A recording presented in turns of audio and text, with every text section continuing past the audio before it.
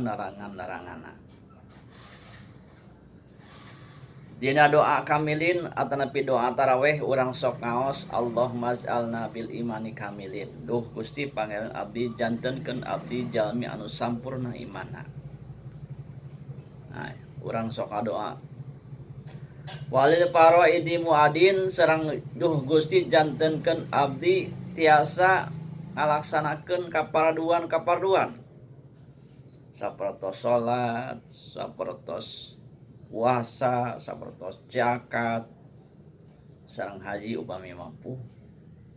Nuhun ka Allah supados tiasa ngalaksanakeun kaparduan anu parantos dipadukeun Gusti Allah Subhanahu wa taala. Wali sholati hafidin duh Gusti Pangeran abdi jadikeun abdi anu tiasa ngajaga ngariksa kana salat anu 5 waktu.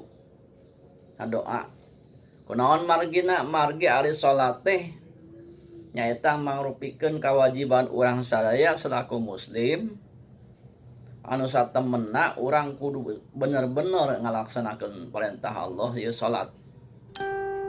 Margi salat ieu mangrupikeun tanda syukur urang ka Gusti Allah Subhanahu wa taala.